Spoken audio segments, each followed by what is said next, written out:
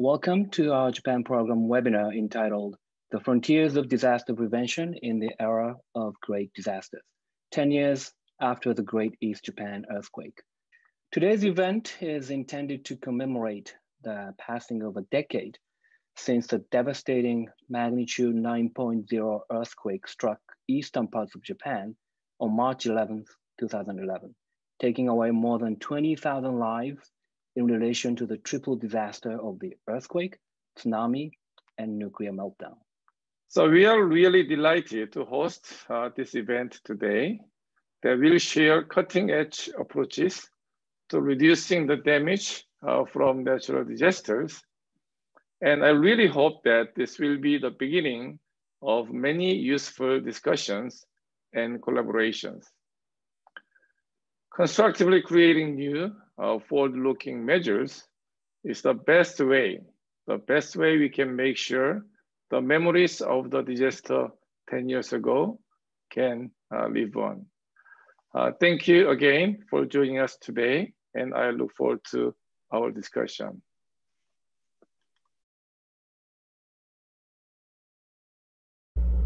California, like Japan, is located on the Pacific Ring of Fire, so we too experience earthquakes on a regular basis and are constantly preparing for the big one that we know will come someday. So it is natural that California and Japan should work closely together to learn from each other about how to cope with massive disasters that threaten our people and economies.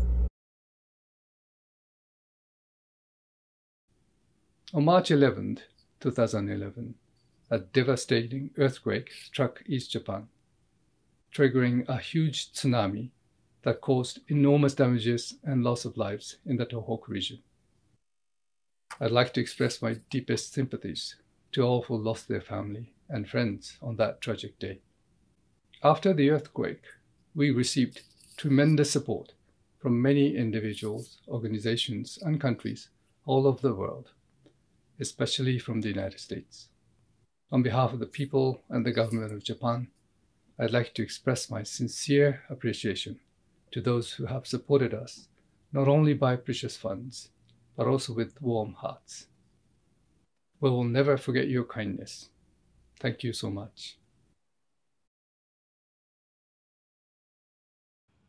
I've been asked to speak today of best practices that California has employed to plan and prepare for the inevitable seismic-driven disasters.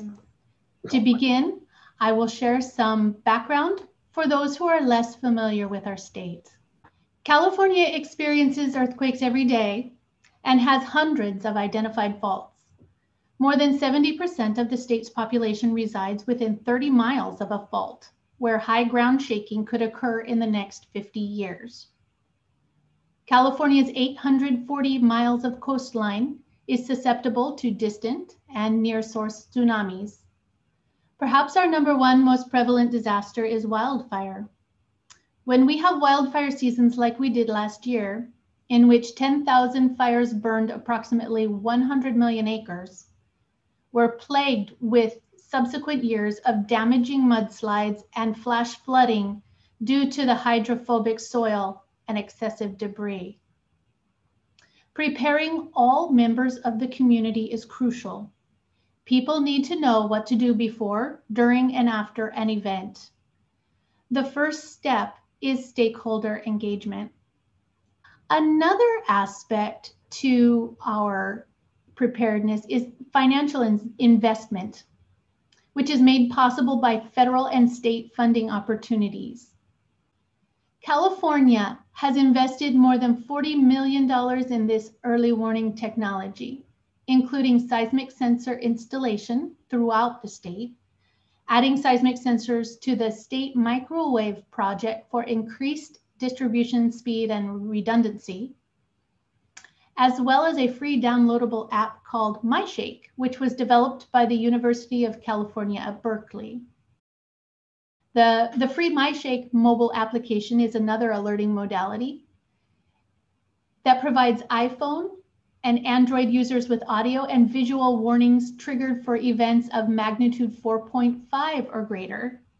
and shaking level 3 or greater. Some tools that California and Cal OES have created to help the general public understand the hazards in their area are My Hazards tool. This is an online tool in which an individual can input their address, city, and zip code, or select a location on the map, and then it tells the risks that are identified within that search radius and provides recommended actions for mitigating or preventing those risks. 特に、カリフォルニア州をはじめ、アメリカは日本企業にとって最も重要な海外進出先でありまして、投資、貿易を通じた雇用の創出など、ビジネス展開を政策面で支援することによって、両国経済関係の強化に努めてまいりました。本日のテーマであります災害対策につきましては、持続可能で強靭な社会の実現に向けて、防災、減災、早期復興という観点から、日本企業は最先端技術だけではなく、従業員のトレーニングや行政や地域住民との連携強化といったノウハウの蓄積も重ねております。そこで経団連といたしましては、災害対策のフロントランナーである日本企業の有意義な取り組みを全米各地でご紹介し、官民関係者の皆様に参考にしていただくイベントを開催してきております。本日はこうしたイベントにもご参加をいただきました富士通と地球科学可視化技術研究所に日本企業を代表して最新の取り組み状況をご紹介いただく予定としております。この発表では AI やスパコンなど最先端の ICT 技術を用いた減災システムの市民参加による開発のプロジェクトについてご紹介させていただきます。はい、我々富士通では川崎市や東大、東北大といった機関と連携し、最先端の ICT を活用した減災技術の市民参加型の開発を実施しています。はい、まずはシミュレーションです。川崎市の複雑な構造した臨海部での津波の挙動をシミュレーションで事前に評価することによって、津波によるリスクを事前に知ることが可能になります。次に人工知能です。発災時に避難所に集まった人の属性や人数を迅速に把握することができれば、自治体による適切で迅速な支援も可能になります。人の数や属性を自動で判断するための基盤となる技術として、富士通が提供しているのが、こちらのグリーンエイジシティワイドサーベランスです。こちらは顔だけによる人の識別ではないため、マスクをしている場合でも避難者の特徴を把握でき、またプライバシーへの配慮が可能となっています。Good morning and good afternoon, everyone. 柴原と申します。地球科学可視化技術研究所の代表をやっております。本日は 3D プロジェクションマッピングというシステムを使って、防災情報、あるいは地質学、地形学をいかに効率よく可視化し共有していくかということについてお話をさせていただきます。どうぞよろしくお願いいたします。我々が開発している3次元システムですけれども、非常に高精細なミニチュア、地形のミニチュア、あるいは地面の中のミニチュアを作りまして、それをですね、プロジェクションマッピングをその表面に当てて、それを精密に可視化して、地震の情報であるとか、あるいは津波の情報、その他、さまざまな災害に関する情報を可視化していこうという試みをやっております。この実例について、今日はお話をさせていただきたいと思います。中心に研究をしておりますので、日本独自のものづくり技術、特に非常に細かいものを、機械を使って造形する、3次元造形、英語でいうところのラピッドプロトタイプ、ラピッドプロトタイピングですが、その2つを組み合わせて、地質あるいは防災の情報を可視化していこうというふうに考えた。で、そのうちの一つとしてやっているのが、3D プロジェクションマッピングです。パテントを2つ、得ております。日本独自のものづくり技術で地形を詳細に立体化して、その表面にプロジェクションマッピングを行うという技術になります。例えばこれは富士山ですけれども、日本を代表する活火山ですけれども、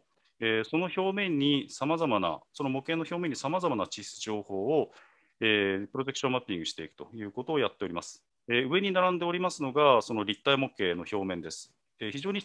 これは小さな模型で30センチ四方ぐらいの高精細な模型の表面に、例えば左下ですと日本の国土地理院が作った地形図、そして真ん中のものは先ほどの産業技術総合研究所が持つ衛星画像、アスターと呼ばれる人工衛星の画像を投影しています。こちらはですね、地面の中がどうなっているのかという模型なんですけれども、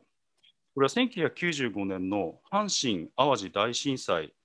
をきっかけにして作った、得られたデータを模型化したものなんですが、日本列島の地面の上の地形と、あと周辺の海底の地形までを非常に高精細に模型化しまして、そこに地図の情報であるとか、地質の情報、これをプロジェクションマッピングすることが可能になります。このシステムを使って一元的に管理することが可能になります。でこちらが道路網ですね。これも同じような使い方を想定しております。2021年現在、日本では111カ所の活火山が確認されておりますけれども、その場所と、先ほどのようなインフラ情報と重ね合わせることも可能となっています。でこれが、最後になります。今のところ、日本で作られている一番その大きなスケールの模型です。これは東京の、東京駅を中心とした30キロ四方のものをですね、ビルの一棟一棟、アパートの一棟一棟まで全部入れて、地形も含めてですね、模型化したもので、このベンチャーの CTO である大道寺閣というものが作ったものなんですけれども、ここまで今できるようになっております。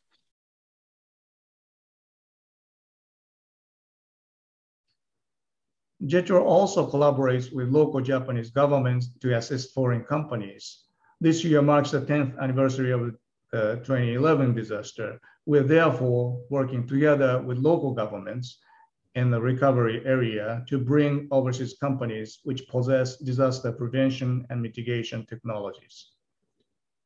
Sendai City and Fukushima Prefecture are good examples. These regions have been conducting activities to draw domestic and overseas companies and create new disaster prevention industries, such as preparing robot test field.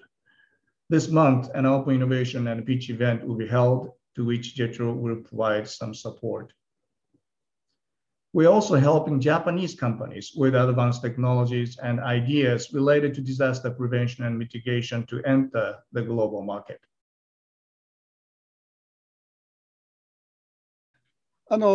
県知事になって私が感じたのは、県政には大きく3つの政治があるなというふうに感じました。1つは決断の政治、2番目は目標の政治、3番目が今日お話しする多様の政治。決断の政治で私が2008年に知事になって最初に直面したのが財政再建です。そして2番目が水俣病、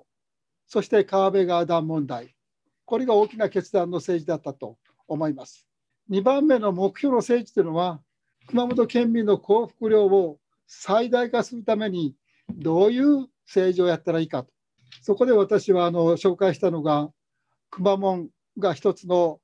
目標達成の手段ではないかなと、このように思います。で、3番目が多様の政治。熊本地震5年前、その前には鳥インフルエンザ、それから新型コロナウイルス、そして昨年の7月豪雨、巨大なチャレンジが私の前にどんどんと登場してきました。決断の政治の第一の決断が熊本県の財政を再建することです。私が知事になった2008年には借金が1兆693億円ありました。そして貯金が53億円です。これを再建しなきゃいけないということで、1期目と2期目はですね、この財政再建に集中しました。そしておかげさまで知事に就任してから2年ぐらいでだいたい借金を1500億円ぐらい削減することができた。それから財政調整預基金と言いますけれども、これ貯金を2倍にすることができた。もしこの財政再建をやってなかったら、今私が直面しているさまざまな災害対応、これができなかったんじゃないかなと思います。そういう意味では、財政再建はまず我が身を削ることからやったということであります。次に目標の政治です。目標は熊本県民の総幸福量の最大化が Y ですから、この Y を最大化したいと。じゃあこれはどういう要因でなっているかと考えると、まず E、経済的豊かさ、P、プライド、誇り、S、セキュリティ、安全安心。で、4番目が H、夢です。だからこれが基本的な幸福量の要因だとすると、これからさまざまな政策を行うときに、この4つに影響を与える、プラスの影響を与えるような政策を作ろうというのが目標の政治であります。このたくさんいろんな政策がありますけれども、一番分かりやすくて、一番熊本県民に愛されている政策がくまモンの政策です。はい。このくまモンを方程式の中に入れます。このくまモンを方程式の中に入れて、幸福の最大化をすればどうすればいいかと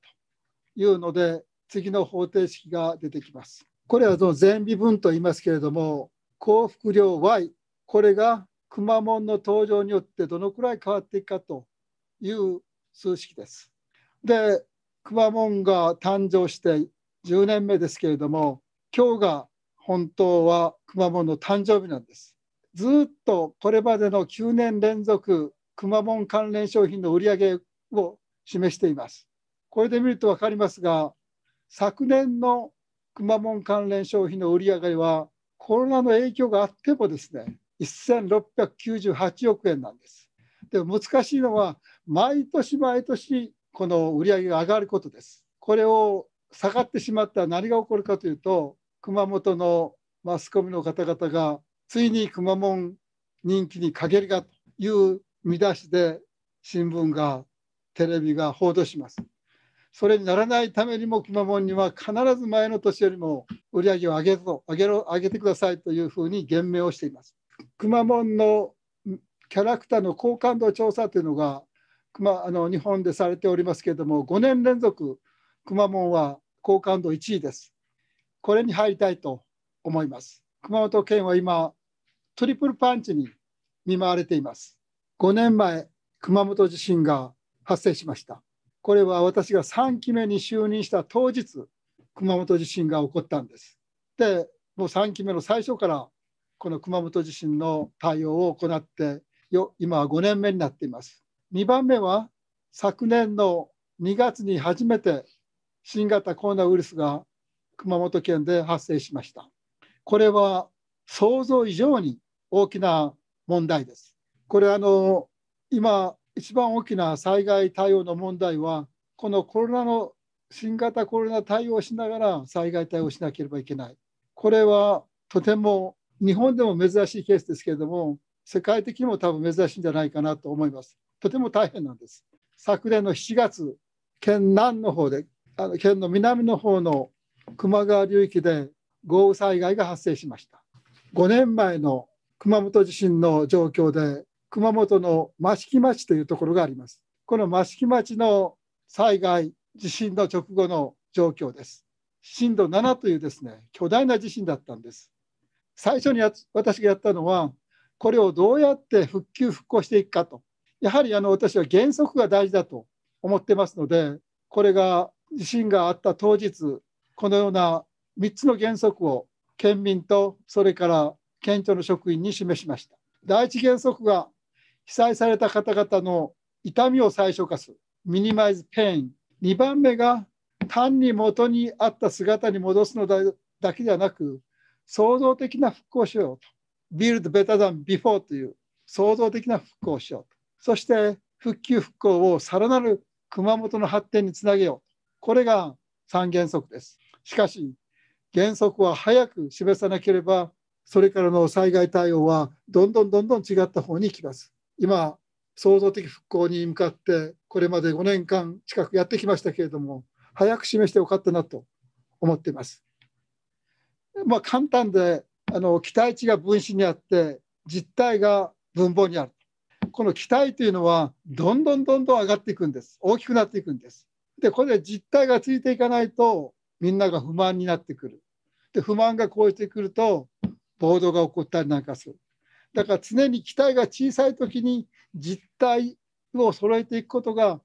私は災害対応の、日々の災害対応の目標じゃないかなと思っています。私が初動で一番大事だったと思うのは、地震後30分で県庁に駆けつけて、直ちに自衛隊に災害の要請をしました。これは自衛隊と常に仲が良くないとなかなか電話をかけることができないんです。総監とか、あるいは師団長に。ただ私は常日頃から自衛隊との関係を良くしてますので、携帯の中にその電話番号が入ってましたから、すぐ災害対応ができた。で2番目に多かったのは、今日、陽気部先生も来ておられますけれども、地震後いち早く有識者会議を開催したと。そして復興のビジョンを描いていただいたと。それは4つあります。住まいの創造、2番目は仕事の創造、3番目は熊本の宝の創造、そして4番目が世界とつながる創造。これが地震後3ヶ月半で復興プランを策定できたことです。で、7人の方に有識者会議に集まっていただいて、それでこのプランを3ヶ月半で作ってくださった。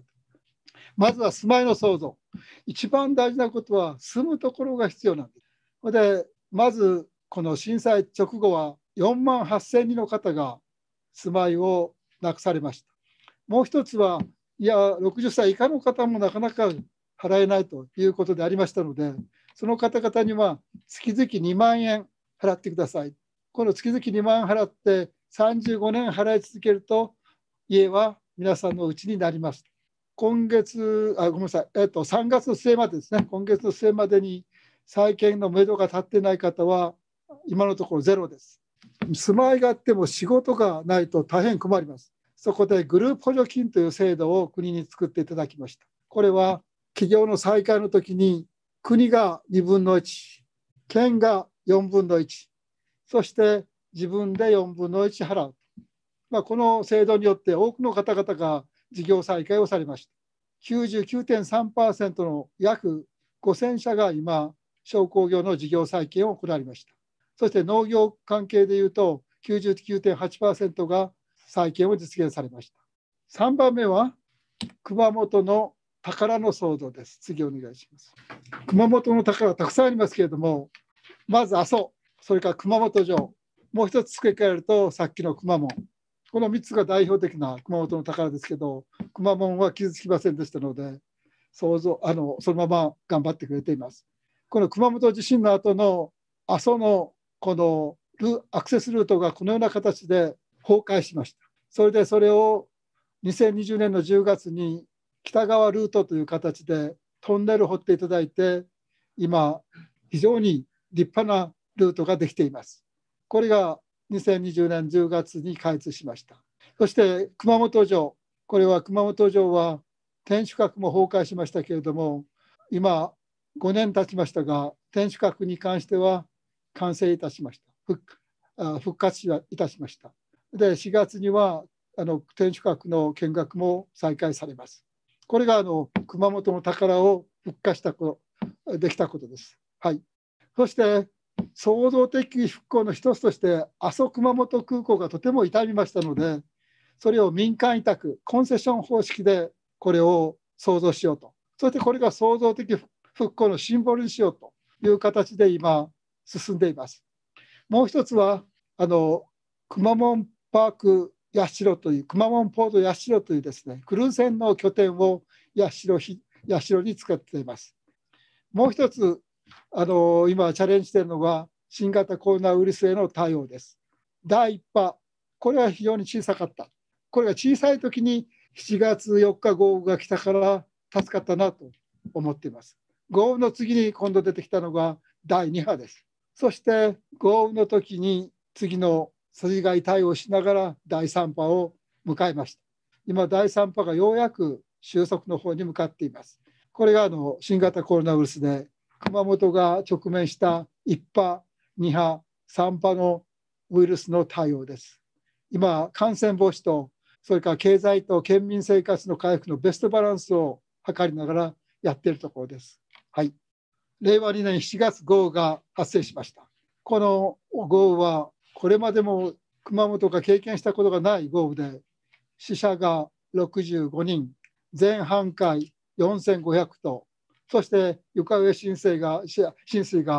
300棟以上です。で、これに対応するのもやはりこれまでと同じように創造的復興の対応を行いました。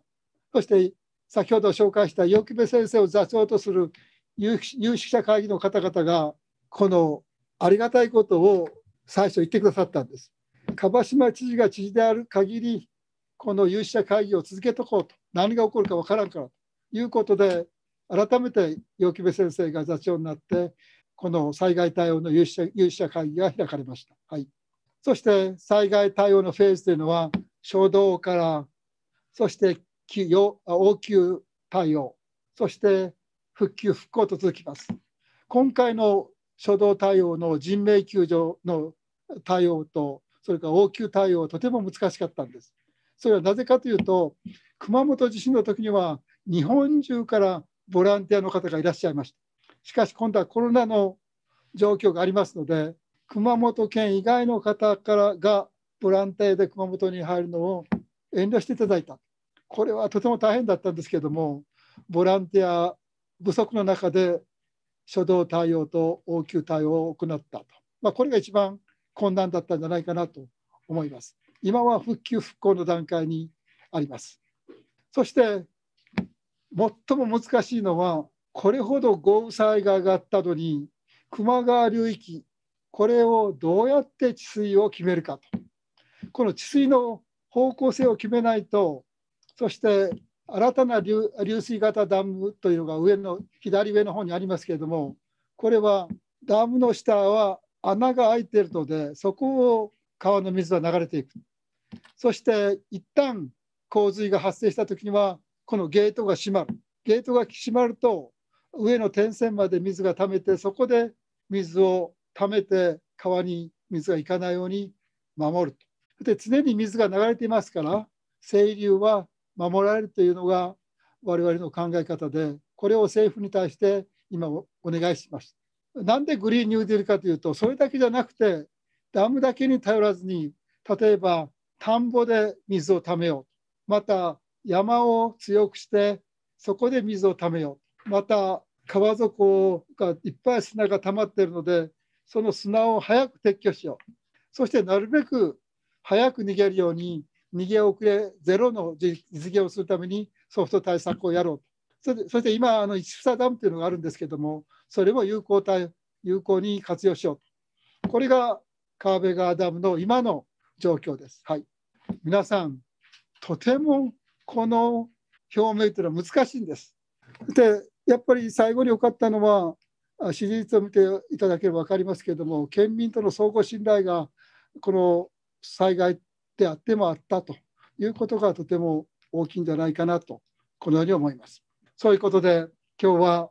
皆さんにお伝えしたかったのは、人生の可能性は無限大と、そして期待値を超えることが大事だと、それからリスクを恐れず皿を割ろうと、そして責任と覚悟を持って決断し、そのためにも常に相互信頼を保っておかなければいけないということであります。これもやはり災害対応にとってはとても大事なことではないかなと、このように思います。以上です。ありがとうございました。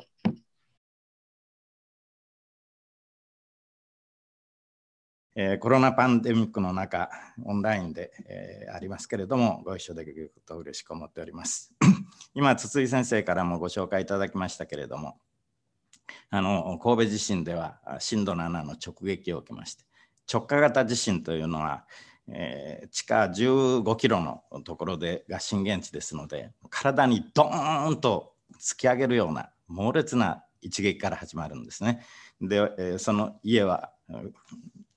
古い家はそれを一発で1階が潰れて2階がぐしゃっと上に乗るというふうになるんですが、私の家は幸い 2x4 で作った7年しか経ってない家でしたので、箱物は無事だったんですが、地盤が崩れて、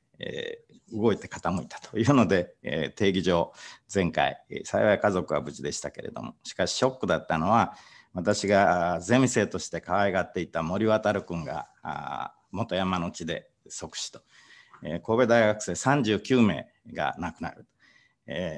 そして神戸から阪神間の狭い地域で6434名が亡くなった。もう屍累々で衝撃を受けました。それまで半世紀ぐらい、第二次大戦の後、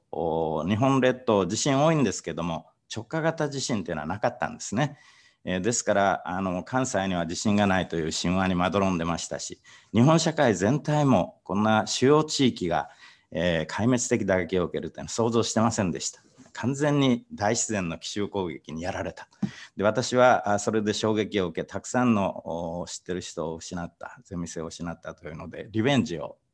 思うことになった。それまで国際関係が、外交史が専門だったんですが、この地震に襲撃を受けたという宿命によって、もう一つの専門、こんなに弱い日本社会であってはいけない。絶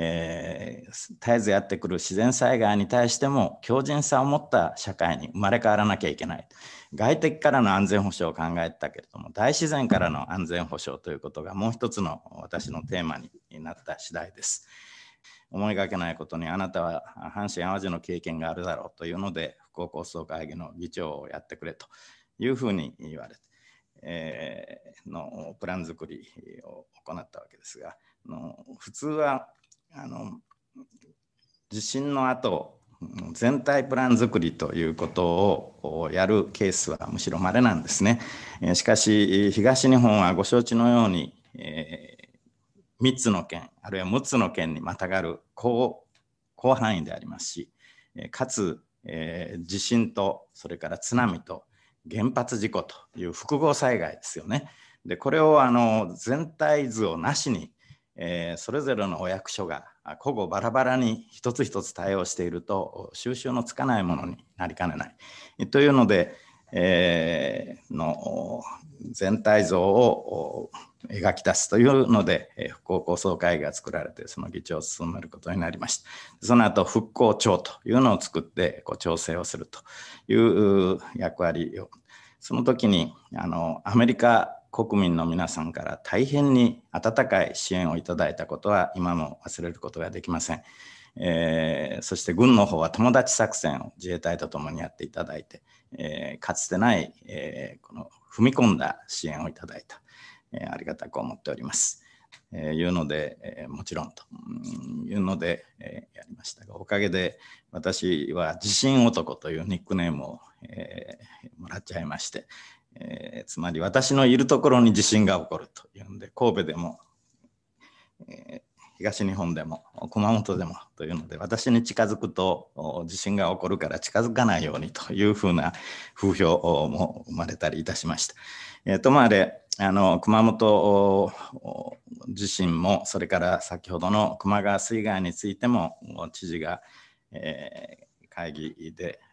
復興プランをまとめるようにというふうにおっしゃって、古い友人のお役に、そして、熊本の地域の人たちのお役にいささか立てたことを大変嬉しく思っている次第です。東日本大震災についてここからお話ししたいと思います。アメリカの皆さんは非常によくご存知でありますが、三重の複合災害である。まずはマグニチュード 9.0 という日本史上記録されたことのない大規模な地震、それは東北地方の太平洋岸、ご承知のようにハワイの方から太平洋プレートが年速10センチという地殻変動としてはもう最大のスピードですね。そのスピードで日本列島に海洋プレートが押し寄せてきてるんですね。それが日本列島の手前、日本海溝で日本の下に潜り込むんですね。でそれがこの10センチですから、数十年経つと大変な、それがスルスルスルスルと滑らかに入ってくれたらいいんですけれども、もちろん海底というのは火山があったり凸凹してるわけですね。でそれが入っていくときに日本列島の乗っかってる陸プレートを引っ掛けて引きずっていくわけですね。で、引きずりってもう我慢できないというときにバーンと跳ね上がる。それが海洋プレート型の地震津波です。定期的に起こることが不可避であるというものですね。結集したようなこの度の3.11によって2万2000人の人が犠牲になった。明治の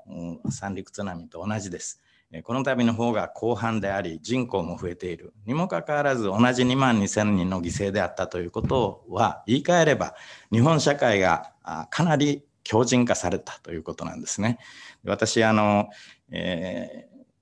東日本大震災についてその翌年でしたっけマニラのアジア開発銀 ADB で報告講演をしてくれというのを言ってで2万2000もの人が犠牲になったというのを私は非常に悔いを感じていて日本社会は十分な対応力がなかったようなイメージを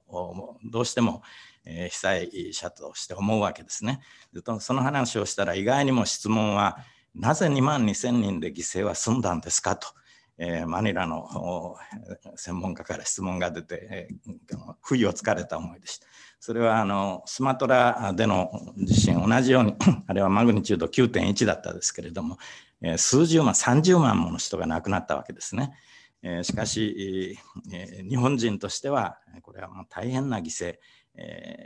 そのスマトラ地震と比べても明治の三陸津波と比べてもある意味でよく耐えたという面があるかもしれませんがそんなことを言っておれないのが福島原発事故という3つ目の地震津波そして原発事故というこの3つ目の原発事故は本当に厳しいものでそれ自体による犠牲者はゼロです。けれども今に至るまでこれは日本人の心に大きな打撃を与え続けております。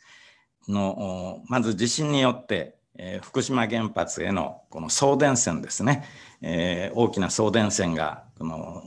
倒壊したんですね。その結果福島原発には外部電力は入らなくなった。でそして、もちろん自家発電機を持っております。ところがその1号機から4号機までは海抜10メートルの丘の上にあるんですが建屋があってその建屋の地下に自家発電機を置いてたんですね。でこれが15メートルの津波によって水没いたしましてその結果外部電力も自家発電機も失われる全電力喪失という事態になったんですね。そうしますと冷却するシステムが動かなくなりますので、原発大変なことになる。1号機2号機3号機4号機は当時動いてなかったんですけれども、ただ使用済み燃料をプールの中にたくさん置いていた。1号機3号機は爆発を起こし4号機にも管を伝って入ったものが水素爆発です。134がで2号機がこの上爆発したらもはやコントロール不能になる。重要免震棟というこの安全性の高い建物を作ってその中から吉田所長以下が指揮を執っていたんですがこの上2号機が爆発したらもうこの地域全体が、誰も近寄らなくなる放射能の海になっちゃうという状況だったんですが、際どいところで2号機の爆発は免れて、今に至った。これで日本はなんとか東日本全体が住めなくなると。アメリカ軍はそうなる事態を非常に心配してエバケーションを始めたりしておりましたけれども、際どく助かった。そしてその後1月17日に自衛隊が、上空からヘリコプターから給水すると。でこれも実は危ないところでもしプールが干上がっていてそこへ上空から水をやりますとそれ自体が水蒸気爆発を起こすんですね。その危険を非常に心配しながら、放射能の濃度も心配してましたけれども他方で、その水をぶっかけたことが新たな爆発を起こしはしないかという心配をしながらしかし幸い水が少し残っていたのでそういうことを起こさずに際どいところでなんとか生き延びたというのが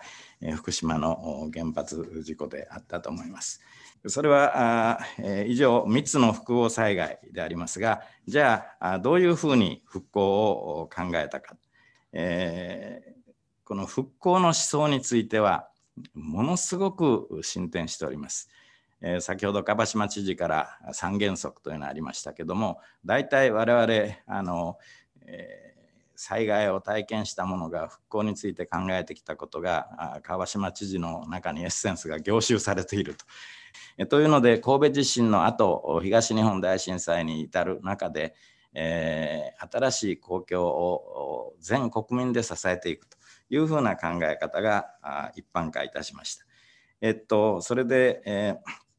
神戸地震の時と違って、そして神戸地震の時にはそういうふうに国費を持って、ビルドバックベターは許されなかったのですが、兵庫県はにもかかわらず創造的復興を試みたんですね。財源がなかなか得られないと。そこで私は借金で、やるのではなくて、この度は復興税を考えるべきではないかというふうに考えました。で、そうでなければ東北の広大な被災地に対して創造的復興なんか絵に描いた餅になる、財源なき構想は虚しいと、思いまして、借金だけではなくて国民の義援金を出すだけじゃなくて全国民の増税を受け入れることがなければまともな復興できないんじゃないか、という主張を言って初めは非常にご批判を受けましたけれども、意外に国民の6割の人が新聞社が世論調査しますと被災地の復興のためならば増税を受け入れるというふうに答えてくれたわけですね。でそういうこともあって当時は民主党政権でしたが野党の自民党公明党主要3党の与野党合意によって復興税、これは所得税に 2.1% 上乗せするという形での復興税が決まって財源ができたわけです。港町なんですよね。海があってこそ人々が集まり繁栄しているわけですね。でそれがみんな丘の上に上がったら安全では高まるかもしれないが産業的意味あるいは町としての意味はなくなっちゃうわけです。そこで同じところに踏みとどまって町を続けていいと。その場合にはどうするか。我々復興構想会議が出した、多重防御という考え方なんですね。自然災害甘く見たらいけない。完全に防災できるから絶対できません。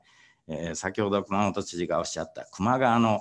氾濫もね、これはもう人知を超えるような集中豪雨が行われた。それを完全にね止めるっていうことはたとえ川辺川ダムをいくつ作っててもダメという面があります。けれども減災はできるんですね。自然災害は甘くないけれどもそれの被害を人間社会の被害を減らすことはどこまででも努力をできる。減災手段をたくさん組み合わせてより安全度の高い町にすることはできる。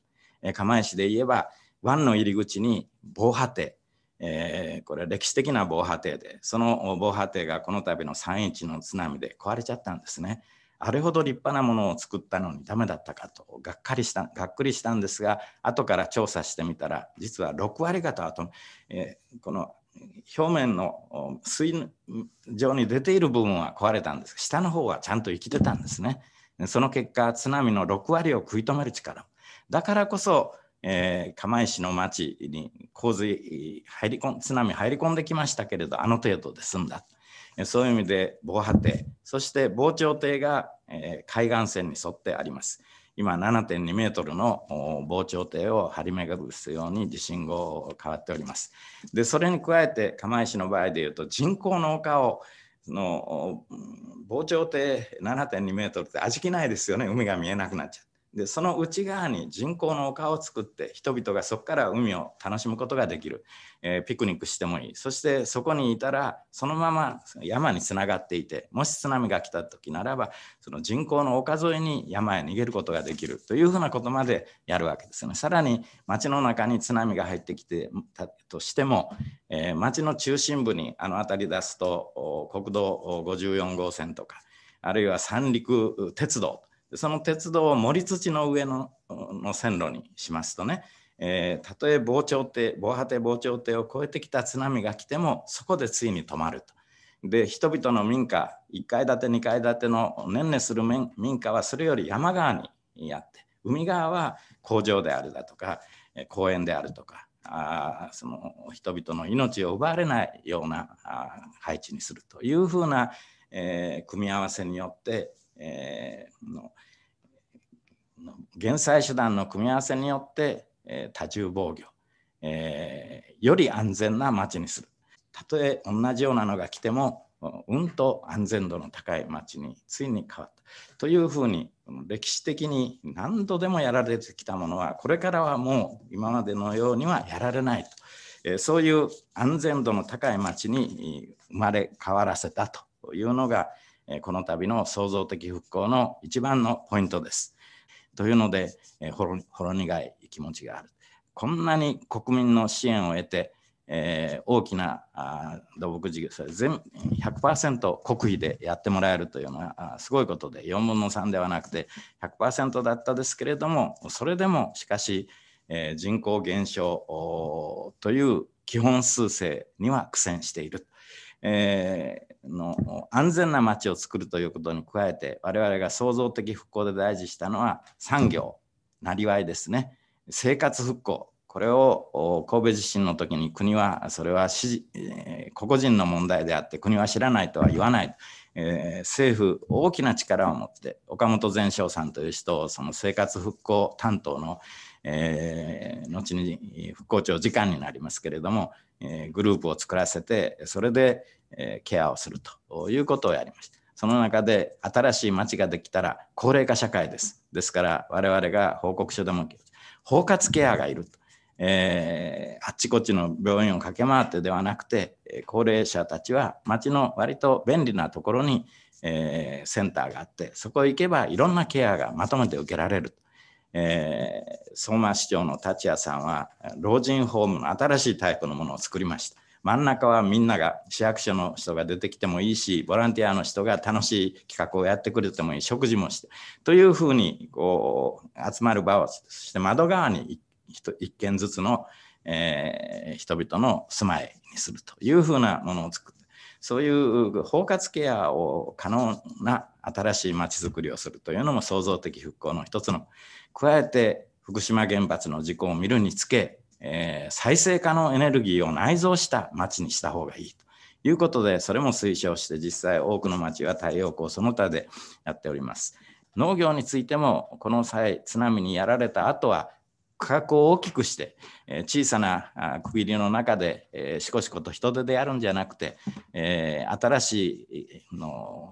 機械を使って広々とやったらよろしいというふうな改革が結構行われて、この地域として増産が可能になる。から果物、福島そうですけども、宮城でもいちごとかね、そのことを湯口岩沼市長は勉強されて、その失敗を繰り返さないの。岩沼の市の沿岸部には6つの集落がこの津波で、被災いたしました。でその6つの集落の一つ一つを避難所においても同じ集落の人、仮設住宅もその人たち、そして最終的に復興住宅の時もその単位で動いていくということをなさって、しかもそれをずっと住民協議というんでしょうかね、住んでる人たちがこれからどういうふうに新しい安全な町に動くかということについて絶えず人々が話し合うように市としてそれを誘導したんですね。でその結果6つの集落は田んぼの中にあった内陸部でかなり安全度の高い田んぼの地域に50センチほど盛り土をして、結局6つの集落はそれぞれのまとまりを持ちながら、その玉浦地区、そこは小学校中学校が近所にあるんですね。でそこの新しい造成地にみんなが入り込むことになったんですね。でその結果非常に早くできただけじゃなくて、結構まとまった人口だというんで、今ショッピングタウンなんかも近所にできて非常に活気のある、そしてみんなお友達、昔から仲良くしてきた人たちがお隣に住んでると、そういうふうな新しい町を作ることができたんですね。東日本の大震災が起こった時に関西広域連合兵庫県が中心になって広域の支援をカウンターパート方式でやりましょうということをやった時に、我々神戸地震の経験があるからねできることがある。で神戸地震の時に我々中心部壊滅してテレビを見ている全国の人々以上に逆に分かんないんですね。自分たちが壊滅してる。でそういう中で全国から応援をしたいから何が欲しいか、要請を早くしてくれ、要請さえしてくれたら支援するよというのが次から次に来て、それで今やらなきゃいけないこといっぱいあるのに大変苦労した。その経験があるから、東日本大震災に対して何が欲しいか要請しなさいとは言わない。大体最初の2週間何が欠乏するか経験から分かってる。1ヶ月経ったら何がいるようになるか分かってる。だから見繕いでプッシュ型支援ですね。それを持って人がついていく。で、そこでついていた人があとは